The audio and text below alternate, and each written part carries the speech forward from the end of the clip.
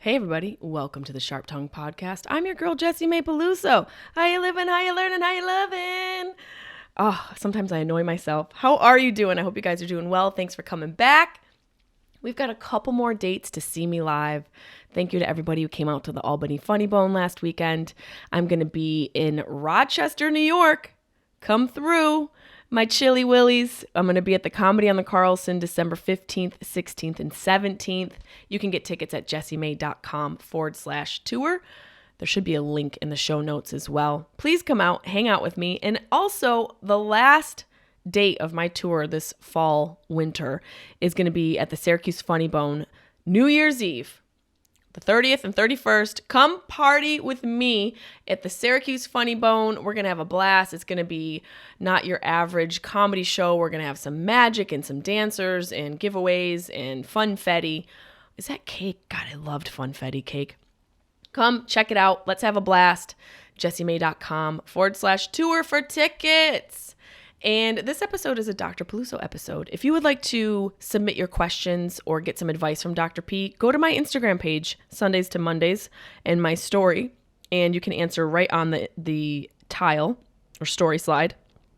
You can also email us, JessimaePelusoComedy@gmail.com, to have your questions answered. So I hope you guys enjoy this week's episode with Board Uncertified with a PhD in THC, the one, the only, Dr. Peluso.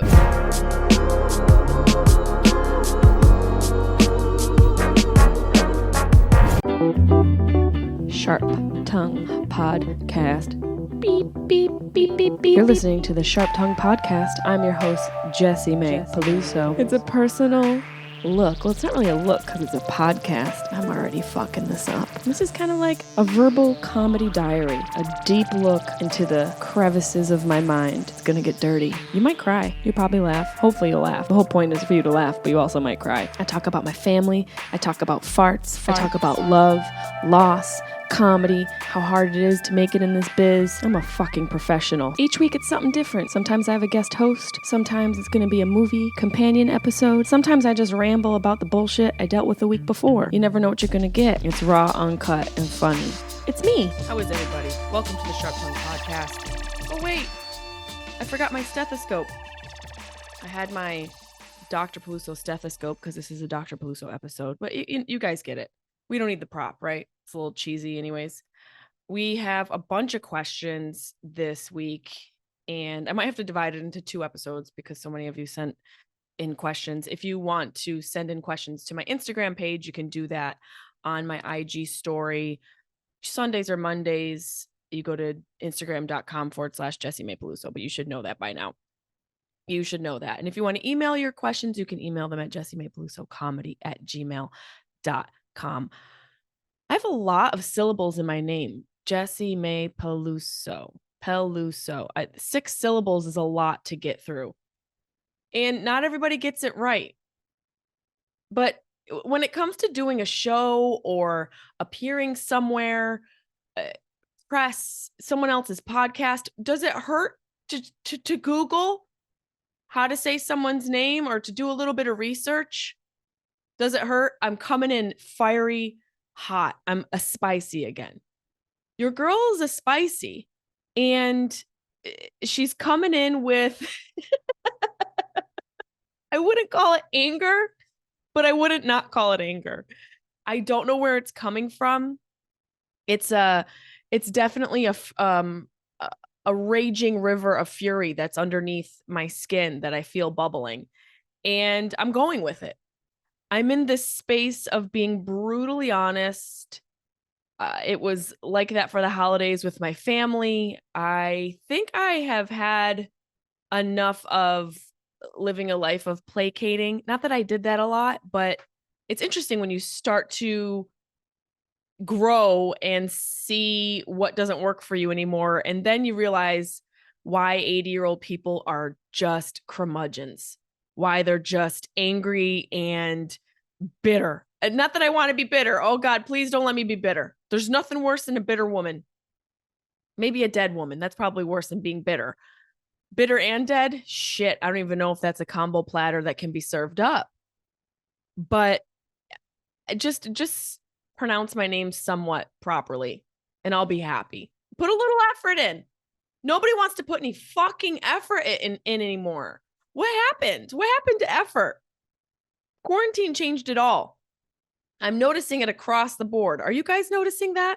That nobody is putting in an effort, whether it's about their jobs or relationships, specifically when it comes to customer service. Where the fuck did that go? My money's still good. I don't know why people are acting like money isn't good anymore. You don't want my money? You don't want my service? Better change your fucking attitude. I'm speaking to myself as well. I realize I have a little bit of an attitude and we're going to work through it. Okay. We're going to work through it together. I don't think I wanted to do a little bit of recap, and I don't think we really discussed, I could be wrong. I don't think I told you guys about when I got my van. I really don't think that we discussed that. Also, did we discuss the fact that there's a zombie virus that scientists have unearthed? What is going on? It feels like every horror movie, every nightmare, every worry that we've ever had is starting to come true. And I'm like, literally, Jesus, take the wheel. I have never said that and meant it in my life, but I do mean it now. I take that back. I probably said it during the time of my parents dying. But fuck, a zombie virus. But let's go back, because I feel like we did not do a quick recap about me renting the van. First of all, I want to give a shout out to Boho Vans. Amazing van company. They build your vans custom. They have a bunch of different models you can choose from. They are not a sponsor of the podcast, but we are working together to get me in a van, which I am so excited about. I am beyond excited about, because I want to drive off into the fucking sunset. I might even drive the van into the goddamn ocean at this point. I don't know. It's a strong possibility. But the guys at Boho Van came out to the shows when I was in Arizona. So we're going back a couple weeks. And I rented, or they let me borrow a van to test out. And these vans are super custom, really well built out, feels like a little cabin on the inside. There's a lot of wood and stainless steel. They even put up like a really nice backsplash, so it feels like a kitchen. And I think the one that I had was a Dodge Ram 2500, and it was about 20 feet long. That's one of the longest vehicles I have driven in my life, besides like a moving truck, which is very interesting to drive, especially when it's empty versus full. You kind of feel like how you feel when you're running around on a full stomach versus an empty stomach. It's dangerous. Things can spill out into the street and it's not going to be good. This could be messy. That's what it feels like to drive a moving truck. The van drove pretty freaking smoothly. And I have to say, the one thing I learned about taking this van overnight was that planning is crucial. If you're ever going to rent a van, plan. Just call it your van plan.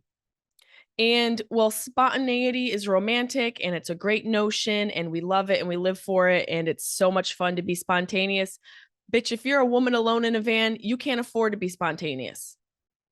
You cannot afford to be spontaneous. Those are the bitches who end up dead.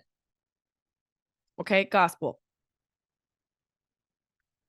Shout out to Les Pains Coditants. I never know how to say this. Les Pains Coditants, Coditititons. Les Pains Coditititons, Coditititons.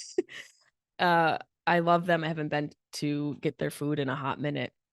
And I went over there today and got some after my gym. And this is a delicious turmeric latte that I'm sipping on. Anywho, being in a van, it is crucial to have a plan, especially if you're solo as a woman, especially if you're traveling with dogs. You need to know where you can stop. You need to know where vans are accepted. I just assumed you could pull up in these places that are like RV parks or what have you, these various types of rest stops along the highways, and pull right in like boop, boop, beep, beep. Who's got the keys to the van? I do. No, but you have to have a reservation. and excuse me for being new to the game and late to the game, but it seems a little antithetical to need a reservation for the van life. Isn't the whole point of the van life to be spontaneous? It's because too many motherfuckers are living the van life. That's the problem. Too many people are living the van life now, and everything's backed up. It's all backed up. And so I learned this the hard way because I did a weekend of shows at the House of Comedy in Arizona. Shout out to everybody who came out. Shout out to Boho Vans. And then I got suited up in a van. I took, they have all different names. The one that I rented was called The Heart. Rented The Heart, because I'm living from my heart. Although today I feel like I'm living from the bowels of my fury.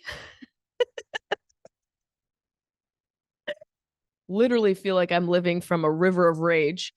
But I didn't make a plan. And so the only plan I had that was loose was to go see my friend Sarah and her band Phantomgram at the where the heck were they? They were in Tucson, I believe. That's where they were performing. They were performing in Tucson, so it wasn't too far of a drive. I had initially planned to go see them at Red Rocks in Colorado because I've always wanted to see a show at that venue, the outdoor venue that's built into the Red Rocks in Colorado. It's such a cool place. I've been there during the day to check it out, but a couple of my comedian friends have had shows there, and I hear it's an amazing venue to see live music, but I couldn't coordinate that trip. So I had planned to tack on an extra night in Arizona in my van to go see Sarah and Phantogram, her and Josh. And so I got suited up in the van. And I have to be honest, I was nervous. I was nervous because there's a lot of buttons, even though Boho does an amazing job of making it super user-friendly. So if you're ever interested in the van life, you should rent a van like I did, just to test it out. I did one night, and I'm glad that I did one night because I think I realized that I even need to plan going into renting the van or borrowing the van to use it. So I'm glad that I just did one night, so it wasn't too much of an undertaking. And I was nervous because, I felt like, I don't know why I felt like, oh, because I'm in this van, I have to be in the middle of nowhere, and some hills have eyes inbred is going to murder me. Those were things that I was certain were going to happen. First of all, you can take the van wherever you want. Well, not wherever you want. You really have to plan ahead, and we'll get to how I fucked up royally. Oh, I fucked up royally. I wish my parents were alive. They would be laughing. My mother would be laughing so hard at me. I sound like Syracuse right now. I just heard myself laughing. She'd be laughing so hard at me about how my lack of planning really fucked up the van sitch. So yeah, I just was like in a panic, like, oh my God, I'm going to be in the outback. Well, first of all, the desert is creepy. Let's be real. So it wasn't a completely unfounded fear. The foliage, if we want to call it that, the flora and fauna of the desert is terrifying. Cactus and cacti are the freakiest of plants. When you think about all the plants, it's the only one that could, if you fell on it wrong, kill you. A plant. And now that's not saying a lot because there's a lot of plants, if you ingest them, you'll die. But just the mere structure of the plant, it doesn't even have to do anything, and you could die. There's even a couple cacti that shoot needles out, like projectile needles. I don't know what it's called. We could Google it, but I'm currently dealing with something in my eye. The desert landscape is terrifying. So that mixed with me being in a van, I thought for sure I was going to die. So I didn't have a plan. The only plan I had was to go see Sarah and Josh. And so I had a choice. I had a choice to either put all my energy into finding an RV park and a place where I could actually park the van and live that life, or I could say fuck it and drive to Tucson and figure it out. Like literally, I'll park the van on the street and sleep there overnight like some sort of hobo, like all the people in Venice, the ones who can't afford the mortgage and then they move into what was their weekend home became their full-time home. that's what my plan became, because my goal was really to see Sarah and support her and hang out and see them live, because I had never seen them live. So I drove my ass in my van down to Tucson. And luckily enough, I was able to pull my van in the back lot of where they were performing in Tucson and park next to their tour bus. So here's me. I call Sarah's tour manager and I'm like, I'm here. So they open up the back gate and I'm like in my van with all of my dogs. I just looked like a hot mess, you know? First, before I pulled back there, I went and got something to eat. Now, this is the thing. You can't just whip around in a van. Luckily, these vans that they have, that Boho Vans has, are relatively, like I said, user-friendly, and they're not huge. So you're capable of parking in places. You just have to be mindful of how you're parking. You know, you can't whip around in the Cracker Barrel parking lot and pick any spot you want. First of all, is it a Sunday? Did these people just get out of church? Because you're not going to come between them and their Cracker Barrel pancakes. So you better park the goddamn van away from the church group going to Cracker Barrel on Sunday. They're not going to have it. So I had to get something to eat before the show and didn't consider how difficult that task was. The point is, being in a larger vehicle that's technically a recreational vehicle, you have to make every consideration and you have to consider every move that you make. So while you can be spontaneous, it's easier to be spontaneous with another person. But then again, both of you can't be, you know, these free-spirited, spontaneous hippies. That was a remix. Hippies. Someone's got to have a fucking plan. And so I look at Chaplin like, what'd you do, bro? Do you have a plan? He's looking at me like, no, bitch, this is your gig. So you can't just whip up into restaurants. You have to know if there's a parking lot, especially if you have dogs in the car. Can you park where you can see the van? Is it safe? You know, because this looks, most of the vans do look like vans that people sleep overnight in, which can be a target for theft. They do have vans where the windows are not on there's no windows. It's just the van part of it. The walls are covered up on the side. So it just looks like a commercial van, but that's not as fun. So there's a lot to consider. And sometimes when you whip into a situation unknowingly, you learn a little bit quicker because the mistakes are bigger. Famous last words. What's with I'm like mumbling today. So I whipped around, got some food, terrible service. I sat there for like 10 minutes. No one acknowledged me. And the lighting was awful. There's something about when you eat, depending on where you are, the lighting needs to be a certain tone. Don't we agree? Because I don't want to feel like I'm eating in a hospital. I also don't want to feel like I'm eating in a dungeon. Is there a safe middle ground we can all agree upon? As long as it's not like a fast food restaurant, can we just agree on a level of lighting that is somewhat acceptable?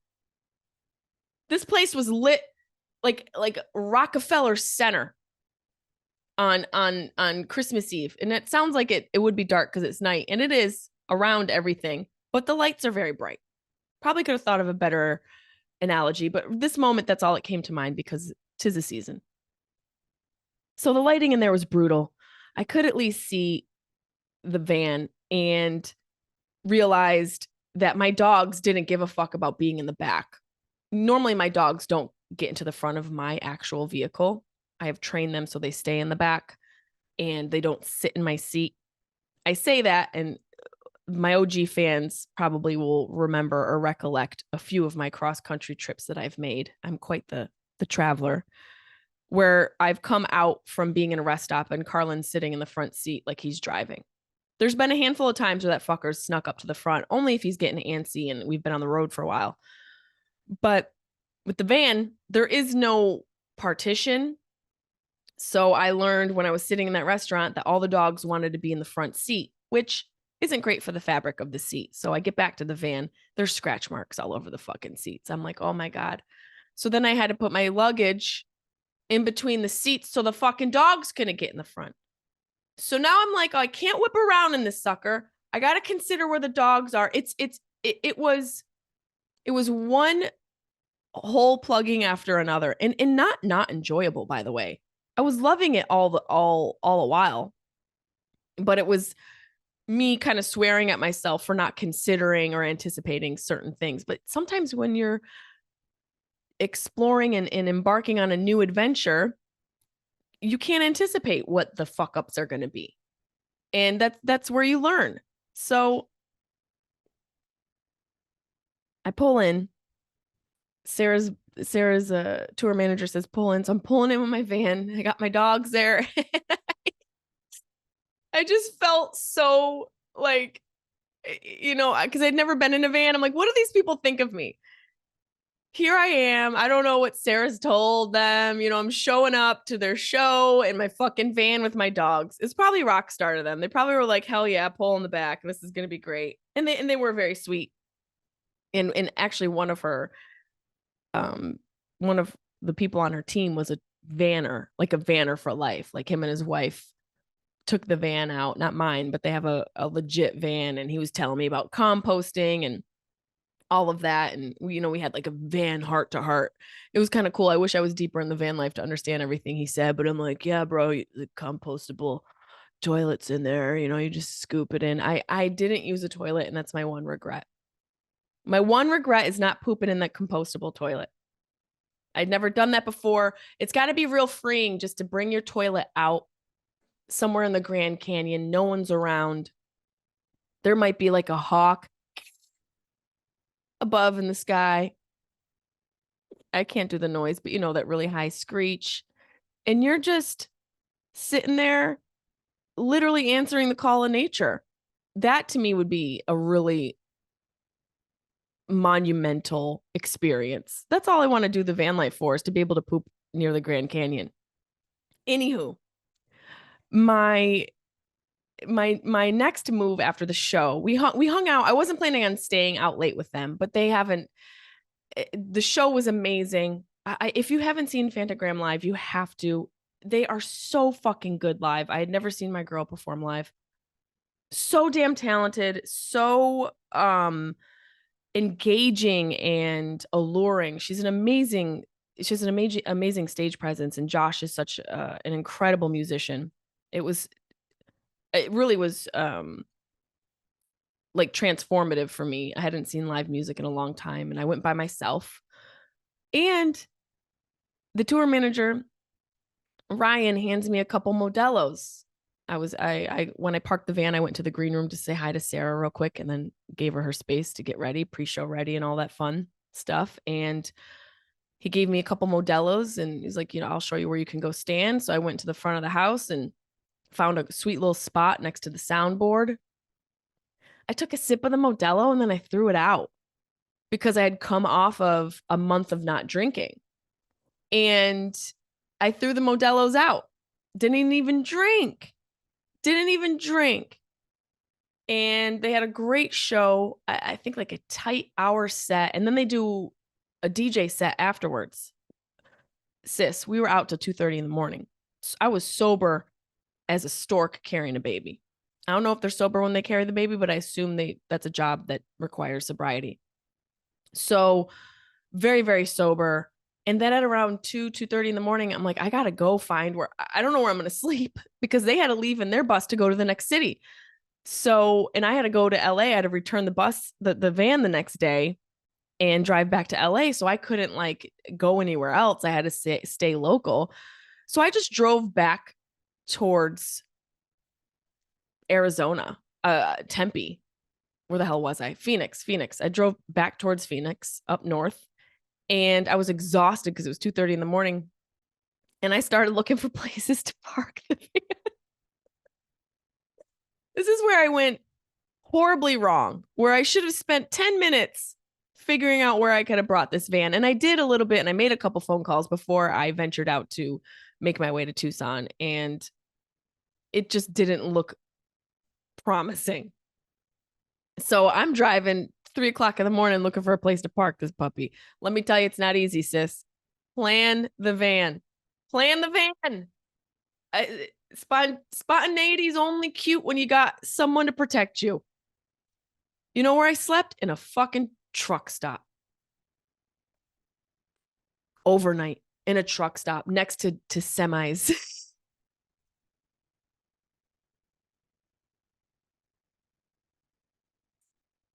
I pulled up like where you see all those semi trucks when you're gassing up. You ever wonder who's sleeping in there? Me and a bunch of truck drivers. I can't tell you how many times in my life I've gone through rest stops and been like, oh, I wonder if they're sleeping in their trucks. They are. And if you look a little bit further, there's a woman and her 3 dogs in a van. Fuck. I did find a sweet little spot overlooking a field so that when I opened the doors in the morning, the dogs could get out and stretch their legs. But then I had to go in the truck stop and use the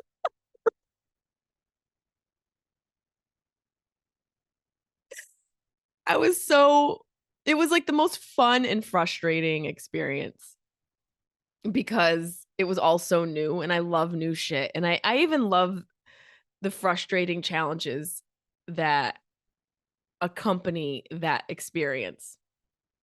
But man, I had to go in the restroom in the rest stop and use the bathroom like I was at a hotel. The other thing I will say is plan your snacks. Plan your snacks because it's not as easy to whip around in a van as it is in a car. And that's the one thing where you're going to want to drive more than you're stopping and going.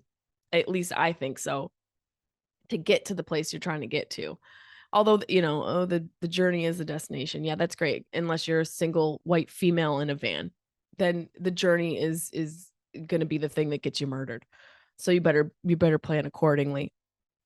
But it was hilarious to have to just sleep in a truck stop overnight, like some guy delivering uh, cocaine stuffed couches to Ashley Furniture, you know, really living the dream. But I wanted to catch you guys up on that before we got into this Dr. Peluso episode because I was like, wait a minute, I don't think we recapped that.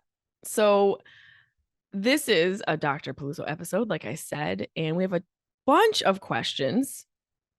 And I don't think we're going to get through all of them, but we're going to get through a handful. Let's see what we got. Planet Edge. When's your next Joe Rogan podcast? I don't know. I haven't planned one yet. It'll probably be around either the premiere of my next Netflix show, which we're starting voiceover work for now. So that should be coming out in March. And I also just started shopping my book out to publishers, and there's a couple publishers that are interested, which is very exciting. That's been a journey that I have planned, a journey that I've always dreamed of embarking on and finishing, and I've had it written on my fridge for a year now. And I also realized, I don't know if we discussed this, we might have, excuse me if you're hearing another story again, a story over and over, but I realized that it was a year to the day that I had told myself that I was going to sell a book, that I had my first Zoom with a publisher. So it was very fucking exciting for me, and also an interesting and cool full circle experience to have something be so cyclical like that, to have me have like an idea come to fruition after a year.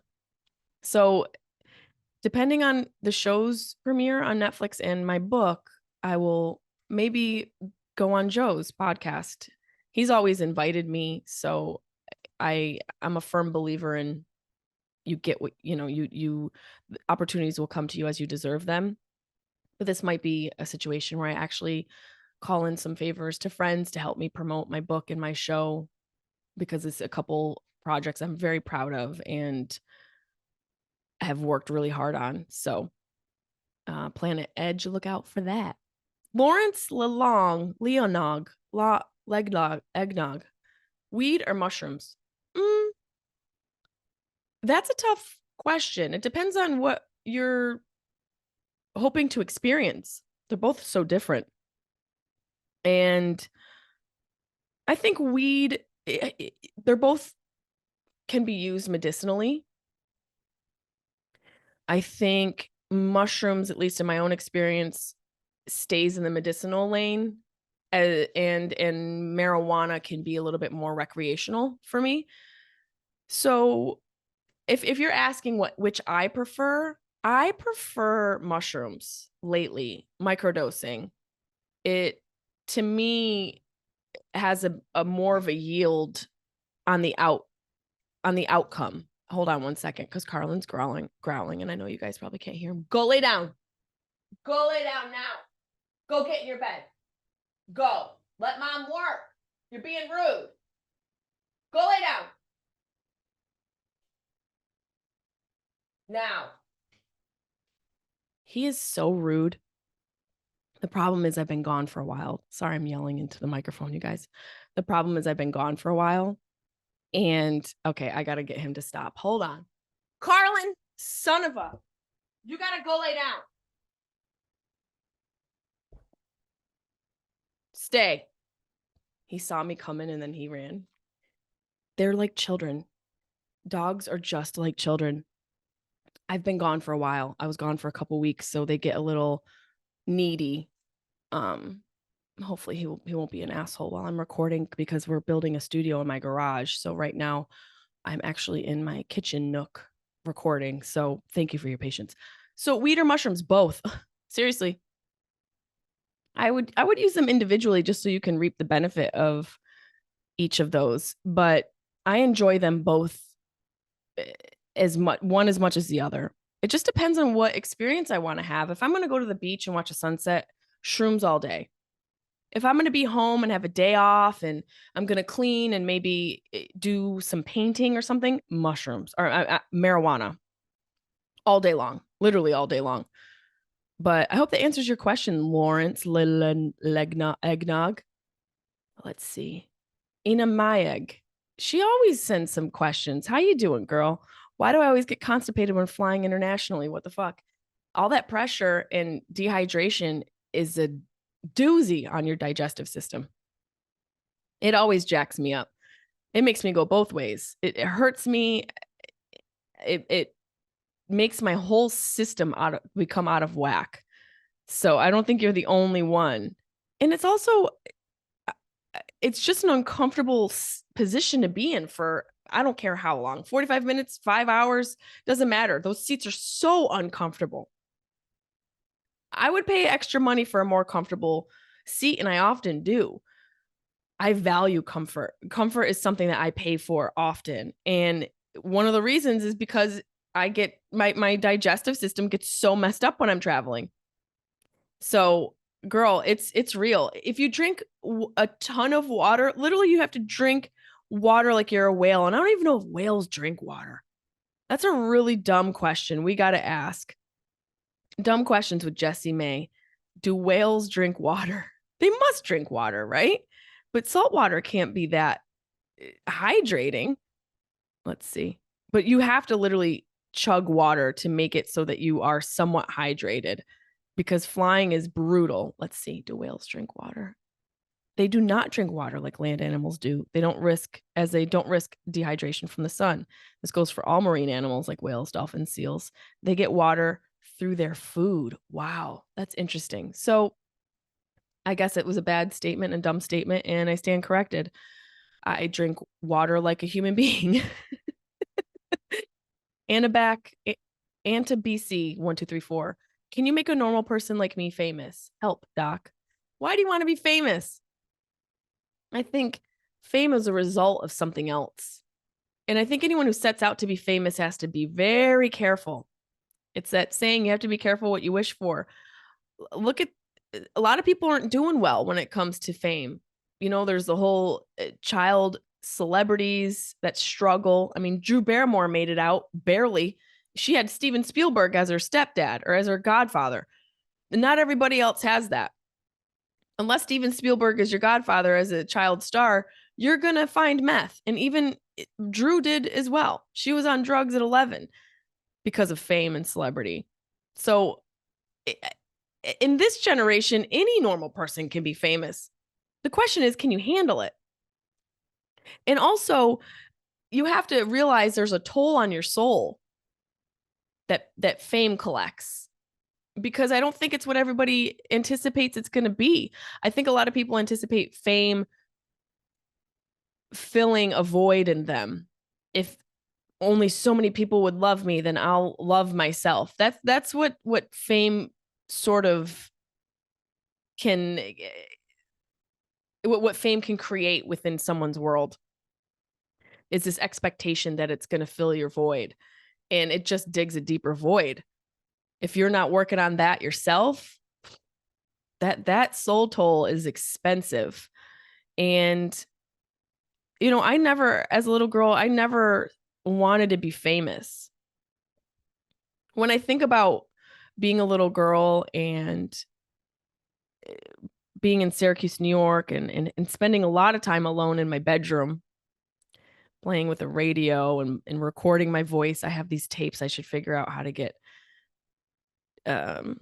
trans downloaded. I don't even know what the word is, to, I guess transcoded, would it be, from cassette tape to audio? It would have to be some sort of process, but I would record my voice and pretend I was a radio DJ and all this.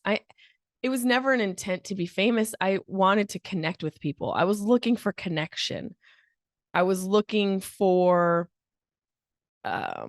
a way to express myself. And maybe a part of that was to fill a void. It could have been because, my household was a little difficult and challenging, and my parents separating when I was young. So it could have very well been that. And I didn't, it was almost like a subconscious feat for me, wanting to become an entertainer. I didn't even realize maybe it was to get love and to be understood and to, have a connection based off of a lack of a connection in my within my family and in childhood. That's a big statement, but having awareness of that, I think, is one step into the direction of understanding who you are. That's why I'm telling you this, because I don't know if you want to be famous. That's a result of something else.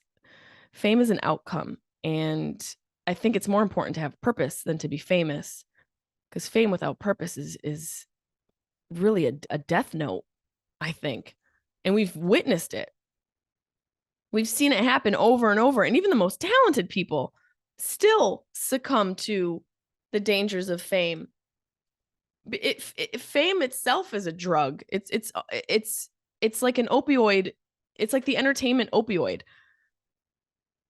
because it's never enough. And the more you want it, the more it destroys you. And if you don't have a hold on it, it'll change the way you view the world, your perspective, your relationships. And this is such a fame hungry culture. And maybe it is in other places too. I don't know. I'm not there. I live in America. I can only speak for the American culture, even though we have access to other cultures because of the internet and social media, et cetera, what have you. I can only speak to my own culture and see what fame has done to us. And it's like the Subway guy thing. Remember Jared from Subway? Even he was considered famous. I remember my ex-boyfriend had a photo with him and Jared from Subway.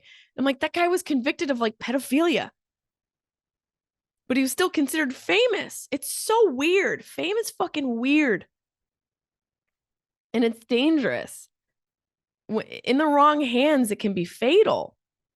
And we don't really discuss the fatality associated with fame or the toll that you have to pay.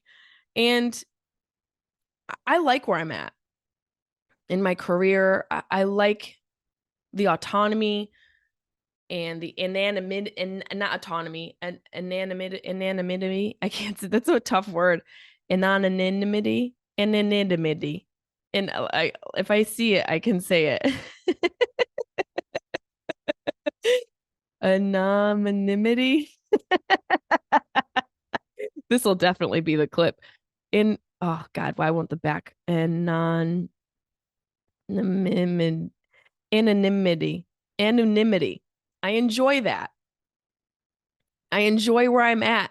When I go home, people recognize me. Sometimes when I'm out, people will recognize me. And I've said this before on the podcast. Whenever I've thought and tickled the idea of throwing in the towel and giving up, which I have considered before, giving up doing what I do, every single time I have thought that. And it's mainly been in airports when I'm traveling because I'm away from my family and it's depressing, or I'm in a hotel room and I'm depressed. Not when I'm in a hotel room, but every time I've thought this and have been in an airport, someone has recognized me every single time. And I take that as a sign to keep going. But even that little bit of recognition for me is just enough, because it's helped me keep, stay the course and realize that I am touching people and connecting with people. And I do get messages and emails about this podcast, or, the Alzheimer's posts, alts tips, and those things that I've done, and realizing that I have connected with people. So I am a normal person, and I have a fraction of fame. And I look at people who are uber famous, and I feel for them because their anonymity is gone. That's a commodity. Being able to just be you and not having to sign an autograph while you're eating dinner with your family, your precious time, seeing your family in between doing whatever gigs you have to do. So yeah, you can be famous. You just got to be sure that you're willing to pay that toll. I hope that answered the question. Tatum Temple. COVID finally got me, Doc. What are your best tips for getting through? Fuck. COVID was brutal for me. I would love to have clips of me talking shit about COVID and then clips of me when I was sick being like, no, this shit is real and it's brutal. We don't know until we know. The one thing for COVID, rest, rest, rest, sleep, sleep, sleep, sleep, sleep, sleep, sleep, and then watch watch everything. Please start watching Virgin River. It's the greatest show. I am such a fan. My sister got me a signed autograph from Alexandra Breckenridge. I believe that's her last name, who plays Mel from Virgin River. No big deal. The autograph we're framing and we're keeping at the house in Jamesville because we need to share it. We have shared custody of this autographed photo. Watch a bunch of stuff. Rest. Now's the time to reset your body. Maybe, get some bone broth. Oof, bone broth got me through. Make sure you're eating as clean as possible. You're probably not going to want to eat a lot. The main thing is to rest, Netflix, get that bone broth, girl. Maybe if you have somebody who you're living with, give them COVID so you guys can just be COVID-y together. Where's the solidarity? That's what I'm saying. You should cough on your roommate's spoon if you have COVID so that you're not suffering alone. Girl code. But girl, Tatum, I don't even know if you're a girl. I keep saying girl. I wish you the best. And definitely sleep is king when it comes to COVID, at least for me. I had symptoms for 30 days. I was very sick for about 18 days. And it changed. I mean, it changed me. I'm a changed woman. On the other side of COVID, I'm a different human. Maybe it's what's caused my aggression. You know what I feel like? You remember the like raging river in Ghostbusters underneath the city? That's what's underneath my skin.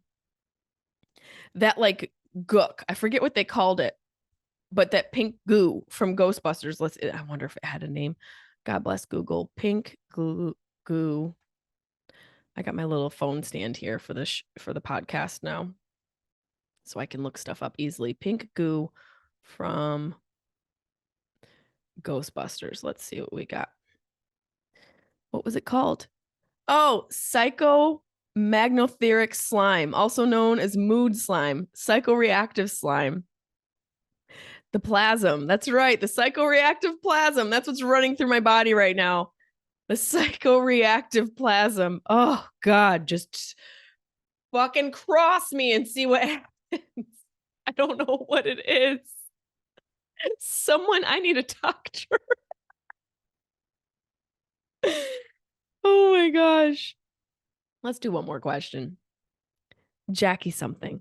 Great handle. It's like, whatever. You know, what's it going to be? Who cares what my last name is? How can I successfully quit a job? 6 years in the job. I live where I work. Ready to go. Oh, wow. So are you working from home and you're asking if you should get a divorce? That's what that sounds like. 6 years into the job and you live where you work. That's interesting. I wonder what you do for a living. If you live where you work, are you an au pair? Are you a hospice nurse? Are you a ghost stuck in a house? I wish I knew what you did, Jackie something. But how can you successfully quit a job? I think the first thing you need to do is to acknowledge that there's fear associated with that because it's such a big change, especially after 6 years. Acknowledge the fear, make friends with the fear, and realize that it's okay. And people have made shifts so many different times and in so many different ways and in much more difficult ways and less difficult ways. So there's so many different avenues that people have taken in your shoes. So know that you're not alone. And there's plenty of resources. But I will say, even just thinking about it is a big step. Most people don't even consider it. They stay complacent. They stay in the job. They keep their head down and they stay working this miserable life and living this miserable existence. And people are way too comfortable with mediocrity in their life. And some people need to be mediocre. We need mediocre people in this world. And we need people to work jobs that aren't the greatest jobs. But we need you to work the job like it is the greatest job so we can all go about our day. We need people to fucking care. But not every job has to be this, you know, just this grandiose thing. There's so many different levels of careers and just even like somebody working at a gas station. That's not a luxurious job. But if you can at least show that you care, but then it's like there's so many other issues with that because people don't have what they need and people are struggling. But I think for you, even just thinking about quitting is a success because most people don't. Most people stay in the shit job. Most people accept mediocrity and that's that. And they don't try to do something more, something different, or something challenging, or the thing they've always said they wanted to do. That's the one thing when I meet people and I tell them what I do. Sometimes they'll revert to their childhood dream and tell me what they always wanted to do. And I'm like, oh, it's too late now. It's never fucking too late. It's never too late. You know me. If you know me, one thing I'm not is an ageist. I don't believe in the whole what your age is dictates what goes on in your life. Fuck that. It's a mindset. You can do anything at any time. There are 80-year-old women getting married right now. There are people starting relationships in their 80s. It's never too late. There are people starting careers over for the third time. It's a matter of how bad do you want it and what are you willing to do to get it? And I'm not here, I'm not trying to be you're a motivational speaker, but that's just the fucking reality. How do you successfully quit a job? Just fucking quit it. Just quit it. Quit it. I see your picture. You're a pretty young girl. You can make it fucking work. Not that that's all it takes, but that's a good start. You got some cards on the table with that. You're coming to the game with some heat in your pocket. Okay, we got gas. We're cooking with gas, baby. You're already, you got some skin in the game. So what are you going to do with it? Get creative. What is the thing that if you don't do, you'll be thinking about on your deathbed? What is the thing that if you were on your deathbed that you didn't even attempt to do, will you go, fuck? And then it's beep. It's a little morose, but let's be real. Because that's how it's got to be. You've got to want it that fucking bad. And you've got to realize that it's that serious. And I only feel this way because of having watched my parents die and realize in real time how valuable life is and how precious it is and how precious time is. And I think that's why I've approached my career the way I have. Relentlessly. No plan B. But you can start over. What is something that you're good at? And is it something that can contribute to society? If you can find out what you're good at and see how it can contribute to society, you found your purpose. And there's a bunch of diagrams on the World Wide Web that can help you find your purpose. And I'll add them to the show notes so you can access them, and as well as some information about mushrooms and marijuana for our guy, and some resources on fame. We'll put all those in the show notes so you guys can have some resources on what we discussed today. But the time and the job doesn't matter. You said you're 6 years in. Do you want to be there for another 6 years? How differently would your life look if you stayed there for 6 years versus starting something new today and doing that for 6 years? Looking back, how will that look to you? If you're still in the same job 6 years from now, or if you're doing something new, guarantee you the new thing's way more fucking exciting. It's harder, more challenging, but it's so much more gratifying. Nothing worthwhile is ever easy. I always tell myself that when I'm struggling with anything. Take a breath, make a plan, and step forward. I wish I did that with a fucking band. I love you guys.